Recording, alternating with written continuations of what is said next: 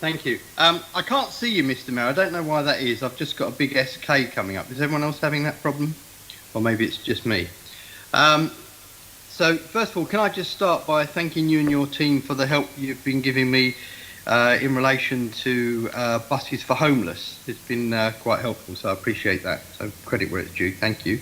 The other thing is, with the congestion charge, Mr. Mayor, I'm just wondering, I get why you've had to do it and why you do it, but I've had some questions from the logistics companies, because clearly what they used to do is they used to avoid as much as possible the hours of the congestion charge and then deliver, so they weren't contributing to congestion. But obviously these logistic businesses are vital to our London economy, and by expanding the congestion charge in the way that you have, you've sort of encapsulated them as well. Do you want to sort of comment on that or think on that, Mr. Mayor?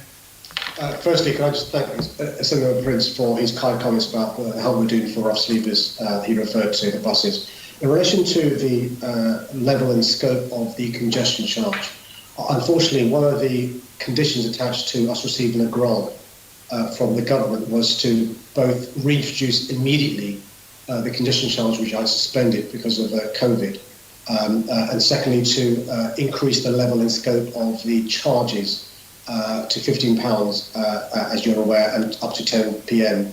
This is a temporary measure, Keith, and so what we're going to do is make sure we address some of the concerns you've talked about. You're right, for there is issues in relation to delivery to stores, food, supermarkets, who you'll be aware will previously deliver, after the evening time to avoid paying the congestion charge, which can have a real impact on profit margins. And so during this temporary phase where the level of scope will increase, we'll be taking on board some of those points when it comes to us going from the temporary increase to, inverted commas, business as usual. And any other comments like that, please do feed in to TfL, because it's really important we recognise any unintended consequences.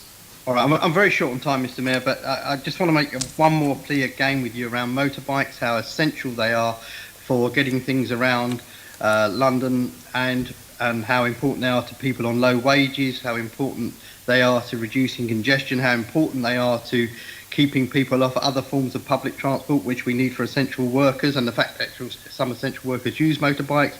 Mr. Mayor, is there any way that you could, just even during this difficult period that all Londoners are going through, just waive the ULEZ charge on the older bikes just for a short period, so that people can just get around while we haven't got the capacity on the public transport system, Mr. Mayor?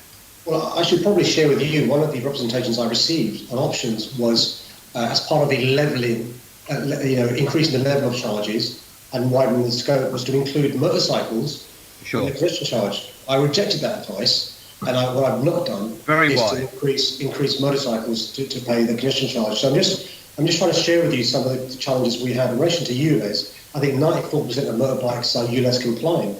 It's a very small minority who aren't.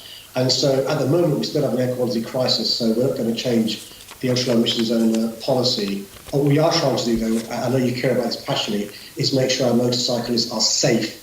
And so I'm really keen to work with you, bearing in mind your influence, to make sure we address that issue, because the bad news is the number of motorcyclists injured and who've lost their lives during this period is heartbreaking. Exactly. Okay, I've run out of time, but thank you very much, Mr. Mayor. Thank you.